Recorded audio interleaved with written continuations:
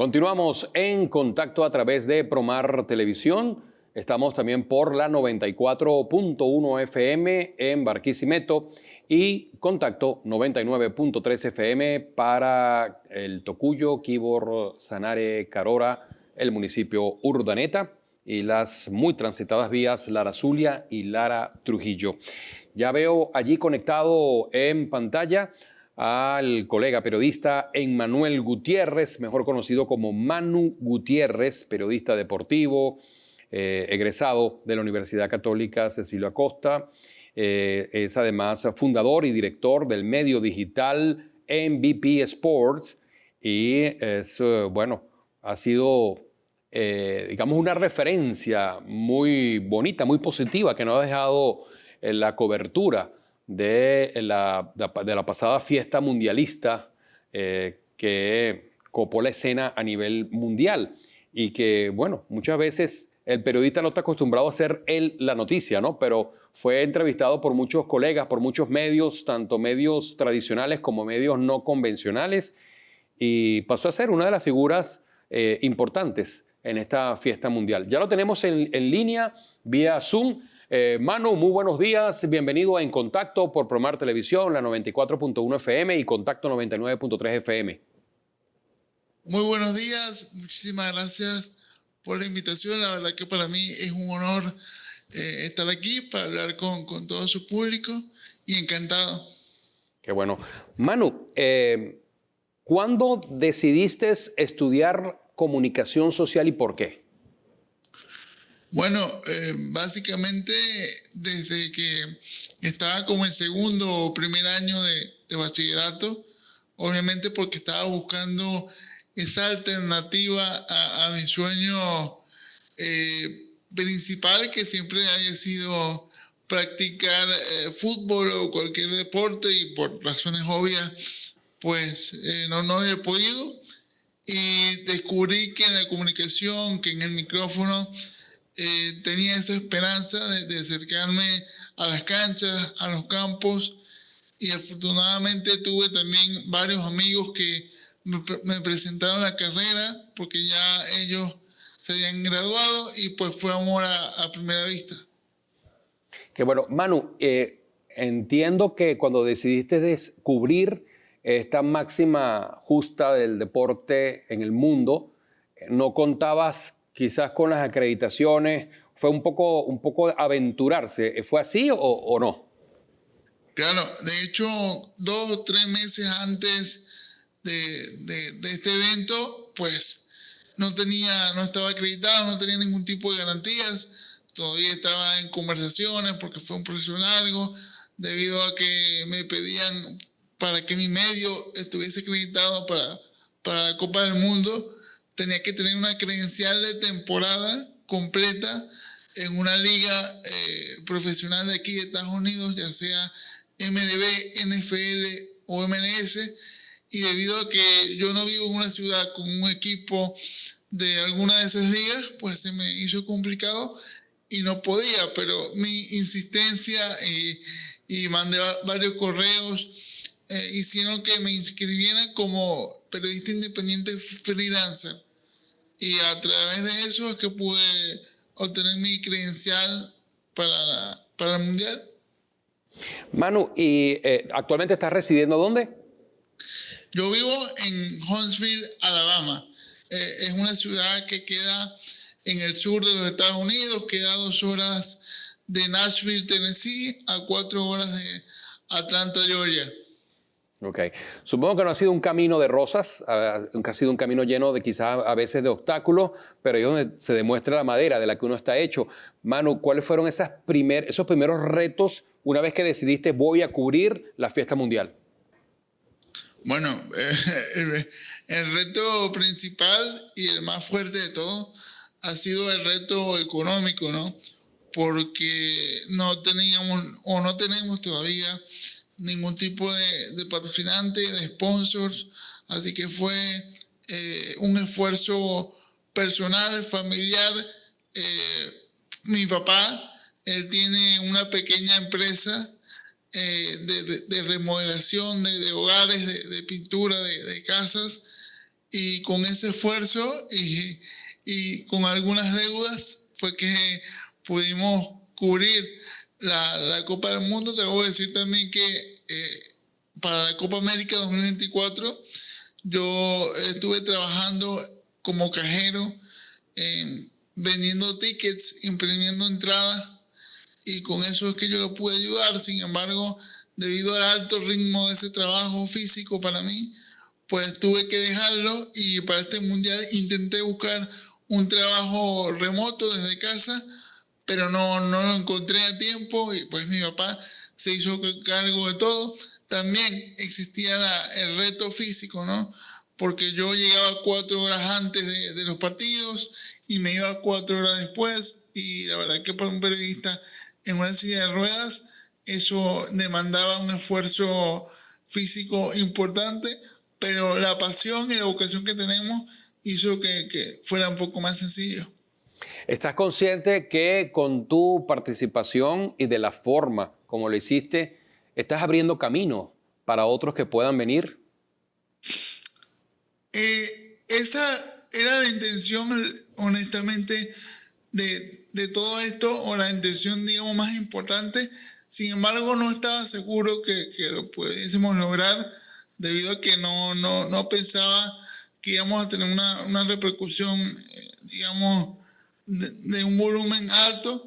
Sin embargo, me fui dando cuenta a medida que iba pasando el torneo, porque me llegaban mensajes, ¿no?, de personas con familiares en una situación similar, personas con sueños parecidos al mío, que me decían: tengo un hijo, tengo un hermano, un sobrino, y ahí me fui dando cuenta un poco también por ese cariño de la gente en los propios estadios. Antes de los partidos se acercaba y reconocía la labor tanto de mi papá como la mía. Y bueno, yo le coloqué al medio como eslogan: más que deportes, el contenido más valioso, porque queríamos allanar un poco ese camino para que cuando otro decidiera emprenderlo, consiguiera unas condiciones un poco más adaptadas. ¿Cómo llegó esa primera credencial para Manu Gutiérrez para de manera ya oficial estar dándole cobertura? ¿Para la Copa del Mundo o en general? Para la Copa del Mundo. Sí, para la Copa del Mundo, como les comenté, tuve que ingresar como periodista freelancer. No me dieron acceso a mi medio como tal independiente. Eso fue en noviembre o diciembre del 2025 que logro acceder a la plataforma de medios de la FIFA. No estoy hablando todavía de la credencial. Apenas en diciembre o noviembre es que yo entré a la plataforma donde uno pide la credencial. Después de tantos intentos, tuve que presentar mi carnet del CNP de Venezuela, obviamente, y ahí pude solicitar la credencial para el sorteo de la Copa Mundial. Me la aceptaron. Pude ir al sorteo del Mundial en diciembre en Washington, y ahí conocí a varios contactos del Departamento de Comunicaciones de FIFA, y la verdad que esa experiencia hizo que luego lo del Mundial fuera más fácil, y como en abril más o menos de este año fue que oficialmente recibí la aprobación para el Mundial, y bueno, la verdad que fue una emoción muy importante para nosotros. Manu, bueno, entrevistaste a grandes figuras que son referencia en el mundo, comenzando por Lionel Messi, por Scaloni, por Bellingham, por Enzo Fernández. Es decir, estar cerca de figuras o ídolos del deporte puede deslumbrar a cualquiera. ¿Recuerdas la primera entrevista a un pesado donde tuviste que tragar grueso y congelar al fanático que llevas dentro y ser un periodista? Claro, por supuesto. La primera entrevista que sentí eso fue la que le hice a Messi, pero no fue durante el Mundial, sino en la previa de la Copa del Mundo, en el último amistoso de Argentina, que fue el 9 de junio, y justamente Fue acá en mi estado donde vivo, en Alabama, increíblemente. Y fue una entrevista en un contexto bastante intenso, porque Messi no me vio cuando pasó por zona mixta y se detuvo a escasos metros en una zona habilitada para los fanáticos. Y bueno, se me salió ahí la impertinencia periodística y tuve que pasar por un cordón de seguridad. Lo moví, me metí en medio de la gente, pero debo decir que si no fuera por la disposición de Messi y por esa amabilidad, no hubiese sido posible, porque Messi fue quien abrió el paso hablando y con sus brazos para que yo pueda estar frente de él y poder hacerle la entrevista. Y la verdad que toda esa presión yo la tenía encima, pero en todo momento lo primero que pensé fue que la nota salga, ¿no? Que poder hacer las preguntas, y gracias a Messi fue posible, y esa nota como tal cambió totalmente el panorama de cara a la Copa del Mundo. Manu, ¿recuerdas cuántos seguidores tenías antes de la Copa del Mundo? Porque actualmente tienes 697,000 seguidores solo en Instagram. Sí, no, yo debo contarle que antes del Mundial, un mes antes, yo tuve un problema con mis cuentas, y la cuenta de Instagram y la de Facebook me las cerraron, me las clausuraron definitivamente. Y yo a ese partido que le cuento en Alabama de Argentina-Islandia, el amistoso, yo llegué con 200 o 300 seguidores. Y a raíz de esa entrevista con Messi, empezó un crecimiento bárbaro y pude arrancar el Mundial con 50,000, 60,000 seguidores. Y durante el Mundial, pues, logramos meter ahí varias entrevistas que la verdad que a la gente le gustó mucho, y llegar hasta donde estamos ahorita, pero no ha sido un camino fácil, ni un camino, digamos, directo a la repercusión o al éxito. Y la verdad que agradezco mucho a Dios, porque sin Dios esto no hubiese sido posible.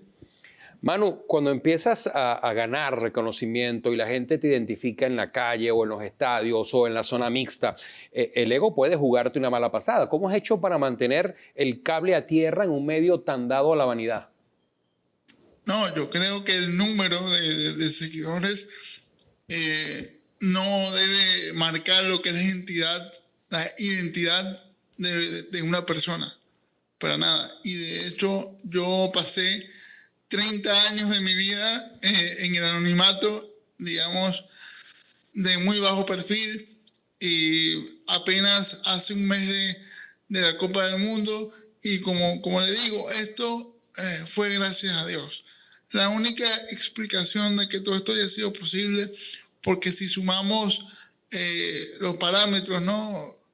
o los escenarios, un periodista independiente con parálisis motriz, en silla de ruedas, la única explicación de que todo esto haya sido posible es Dios.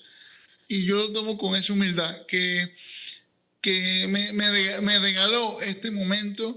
Y la verdad, de lo que más valoraba de la gente que se acercaba, no era la foto que me pedía o los elogios que me hacían o me podían hacer, sino que también se acercaban a mi padre y reconocían su esfuerzo, su trabajo, y lo admiraban a mi papá, porque reconocían que él también era una pieza angular de todo esto. Y no, yo me mantengo como el de siempre, un hombre de familia, muy cercano a los míos, pero obviamente ese número o toda esta experiencia me da como que más, digamos, un poquito más de bagaje dentro de la profesión, porque también debo recordar que apenas tengo 5 años de graduado, así que yo me veo como un novato con muchas cosas que aprender. Sin embargo, por todo lo alcanzado, Manu, si pudieras agarrar al Manu Gutiérrez que cubrió su primer partido y ponerlo a ver uno de esos análisis que haces hoy, ¿en qué dirías que has cambiado más tu forma de ver y contar este deporte? No, bueno, yo diría que la seguridad, ¿no? La confianza también porque yo debo contarle a usted también que por muchos momentos yo me llegué a cuestionar si había decidido el camino correcto, la profesión correcta. Mucho tiempo yo pensé que me había pasado de osado, que pensar que una persona con una discapacidad motriz, que tenga también cierto problema al comunicar, porque obviamente mi parálisis hace que los músculos sean más rígidos, se contraigan, y eso me complica a la hora de hablar. Pensé que me había equivocado porque pasé mucho tiempo sin ningún tipo de oportunidad en el medio, y toda esta experiencia vivida yo la tomo como una confirmación nuevamente de parte de Dios, que estamos dentro de su voluntad, y eso me ayudó a tener más confianza, a encarar las entrevistas de un punto más seguro. Y no, yo creo que esa es la mayor diferencia, porque en cuanto a la preparación, digamos, de análisis, yo considero que sigo siendo el mismo de hace por lo menos 5 años atrás, porque la verdad es que yo veo mucho deporte, veo mucho fútbol, aproveché todo este tiempo para prepararme lo máximo posible para cuando llegara esta oportunidad estuviésemos listos. Precisamente sobre eso último que acabas de decir, Manu, se habla mucho de la preparación técnica, pero en la práctica cotidiana, ¿cuál es esa habilidad invisible que no te enseñan en la universidad y que ha sido tu mayor herramienta para mantenerte vigente? Bueno, justamente lo que le comenté, ¿no? Yo creo que para ejercer esta profesión hay que tener una pasión innata, ¿no? Porque a veces el periodismo no paga como uno quisiera. Y me tocó muchos años tener que ejercerlo desde otro punto de vista, con menos repercusión, por amor al arte. De hecho, yo comienzo en esta profesión de manera no profesional a los 15 años como productor de radio de un programa de unos amigos en mi ciudad natal, Punto Fijo. Y yo estuve ahí desde 2011 hasta 2016. Y en esos 5 años no supe lo que era un cobro, lo hice por amor, lo hice por pasión. Muchas veces creé blogs y escribí mis notas, mis artículos, y tampoco vi ningún tipo de remuneración económica. MVP, mi medio, no, como dije, no tenemos ningún tipo de patrocinante. Sin embargo, esa pasión por la comunicación, por el deporte, hizo que no tirara la toalla y siguiera insistiendo.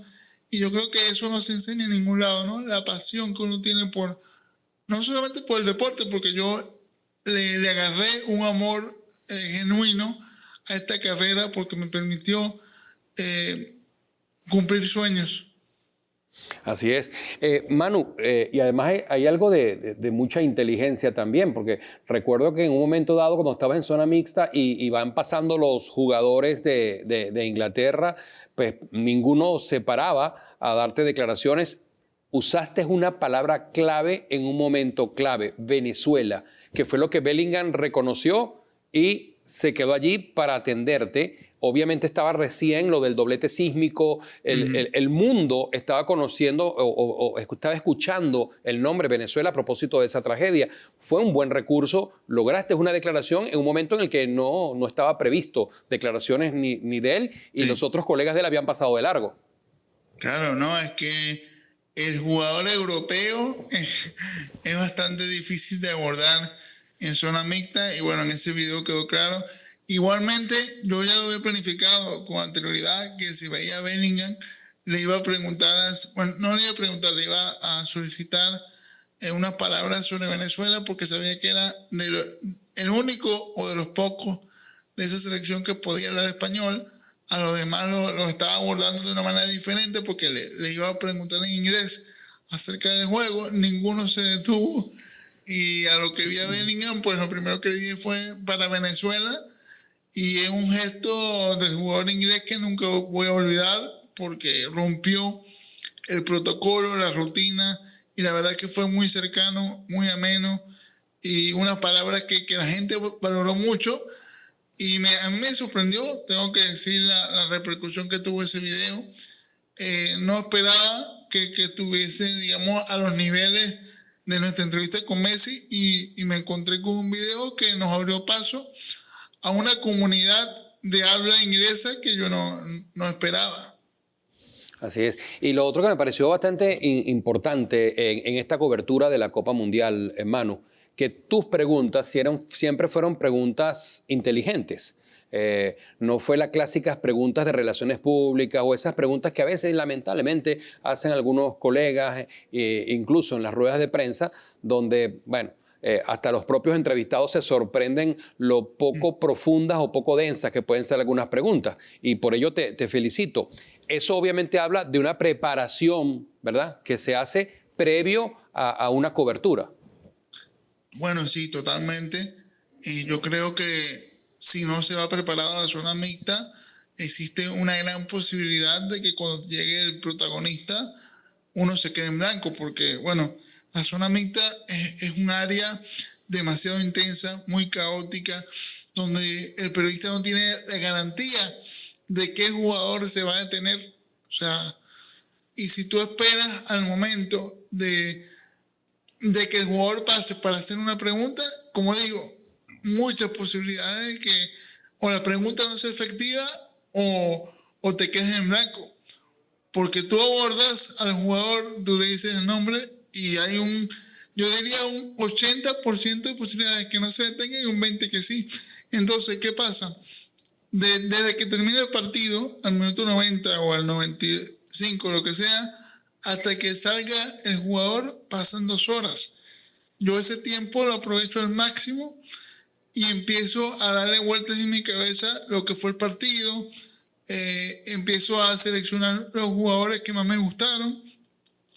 Ya cuando tengo los jugadores que más me gustaron, elijo posiblemente 5, mínimo 5, y luego que tengo esos 5, personalizo las preguntas. En caso de que alguno de esos 5 se detengan, o se detengan 2 o 3 de ellos. Entonces, ya cuando vienen, ya yo tengo la pregunta en la mente, porque si no, la verdad que es una zona bastante retadora y desafiante, y por eso no juzgaría al colega a veces en zona mixta, porque hay mucho estrés también a ellos, que no son periodistas independientes, les piden muchas cosas durante la zona mixta, y es bastante estresante. Manu, nos está quedando apenas un minuto. ¿Te lo cedemos para algún mensaje o alguna reflexión final? Claro, no, primero que todo, agradecido por la invitación. Es siempre un placer hablar para nuestro país. Y lo demás, bueno, decir que el camino al éxito o al propósito de cada uno de nosotros nunca es un camino allanado de rosas, un camino recto.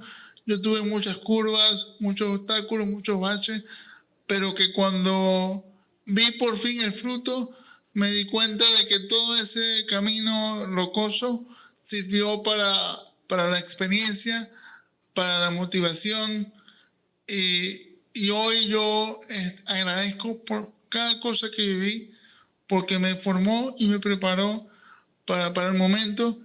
Y nada, que pongan todos sus sueños y sus anhelos en manos de Dios, que oren mucho y que Dios nunca abandona. Gracias, Manu, por atendernos a esta hora de la mañana. Para quienes deseen más información y seguir todo lo que cubre Manu Gutiérrez, pues tengo acá, además de su cuenta en Instagram, @GutiérrezManu, tiene @MVP Sport Plus, también está en TikTok, en YouTube. Para publicidad, el correo es manugutierrez@mvpsportplus.net. Repito, manugutierrez@mvpsportplus.net. Manu, agradecido por dedicarnos estos minutos y estamos completamente a tu orden por acá por Promar Televisión, la 94.1 FM de Barquisimeto y Contacto 99.3 FM en el Tocuyo. Muchísimas gracias. Por acá también estamos a la orden para lo que surja. Gracias. Era el periodista deportivo Emmanuel Gutiérrez, Manu Gutiérrez, desde allá de los Estados Unidos. Momento de hacer una pausa. Regresaremos con mucho más de En Contacto.